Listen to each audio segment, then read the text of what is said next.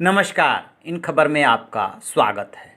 क्या कोरोना बहुरूपिया है? क्या अलग अलग देशों और शहरों में ये अलग अलग स्वरूप धारण करके वार कर रहा है और इसने कई अपने वेश, कई अपने स्वरूप चेंज किए हैं? जी हाँ, इसको लेकर के कुछ ऐसी ही रिपोर्ट आ रही है। हालिया जो शोध हुआ है उसमें ये पाया गया है कि अभी तक इसमें 30 बदलाव आए हैं। अकेले भारत में, जिसमें कि बाद में इसका इफेक्ट शुरू हुआ, वहाँ पे भी 2 बदलाव देखे गए हैं जो कि जर्नल में प्रकाशित हुए हैं।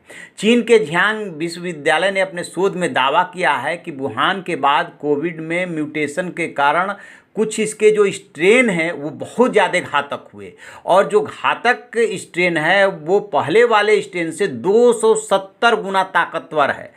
कहा यह जा रहा है कि यूरोप में जो स्ट्रेन पहुंचा वो सबसे ज़्यादा घातक था। यही वजह है कि ब्रिटेन, फ्रांस, स्पेन, इटली में उसने कोहराम मचाया और यही घातक स्ट्रेन न्यूयॉर्क में पहुंचा जहां की सबसे ज़्यादा उसने तबाही मचाई।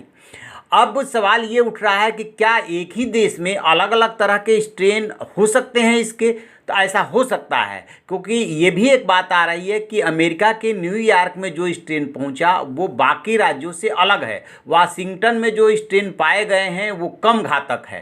तो शोधकर्ताओं का कहना है कि वैज्ञानिकों ने इन बदलावों को पहले गंभीरता से नहीं लिया। यही वजह है कि न्यूयॉर्क में ज़्यादा तबाही हुई। शोध में ये क्लियर कट कहा गया है कोविड वायरस के 3 स्ट्रेन ABC पूरी दुनिया में सक्रिय है और इन सभी में बदलाव आ रहे हैं। भारत के बारे में कहा गया है कि जो इसका भारत में अटैक है वो अपेक्षाकृत कमज़ोर है। तो उसी से ये अनुमान लगाया जा सकता है कि सबसे घातक वायरस अपने पहले वाले स्वरूप से 270 गुना तक या सबसे कमज़ोर स्वरूप से 270 गुना तक ज़्यादा घातक है, शक्तिशाली है।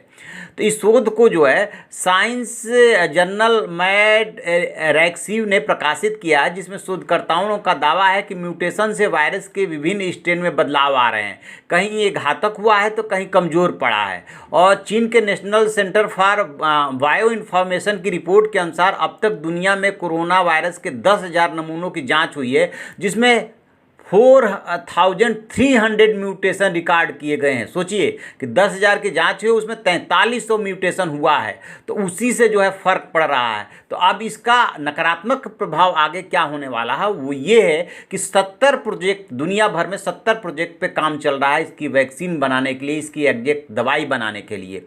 तो चूँकि इसके रूप बदल रहे हैं और इसके कमज़ोर और ताकतवर होने का रेशियो बहुत ज़्यादा है, तो ये संभव है कि एक देश जो दवाई या वैक्सीन खोजता है तो वो दूसरी जगह पे काम ना करे। ये भी संभव है कि एक शहर में काम करे फिर दूसरी जगह पे उतना इफेक्टिव साबित ना हो। काम करेगा लेकिन उतना इफेक्टिव साबित नहीं होगा, क्योंकि यदि वाशिंगटन में कमज़ोर कोरोना एक्टिव है तो फिर और न्यूयॉर्क में मजबूत कोरोना, तो न्यूयॉर्क के लिए अलग ज़रूरत होगी और वाशिंगटन की ज़रूरत अलग होगी। तो इसीलिए जो है चुनौतियां डे बाय डे बढ़ती जा रही है। दूसरी चुनौती जो है सबसे बड़ी ये उभर करके आई है कि भारत में 80% केसेज में कोई लक्षण नहीं दिखा और बाद में पता चला कि वो कोरोना पॉजिटिव है। ये और ज़्यादा घातक है, क्योंकि लक्षण दिखेगा तभी तो आप टेस्ट करेंगे और इलाज करेंगे। जब लक्षण दिखेगा ही नहीं तो स्वाभाविक रूप से आदमी अपने को स्वस्थ मान करके चल रहा होगा। तो कोरोना डे बाय डे चुनौतियां अब बढ़ती जा रही है। भारत की यदि बात करें तो जब तक लॉकडाउन है निश्चित रूप से ये कंट्रोल्ड है,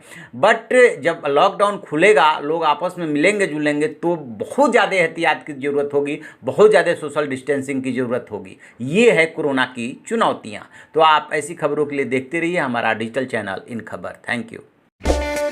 इन खबर चैनल को सब्सक्राइब करें और बेल आइकन दबाना ना भूलें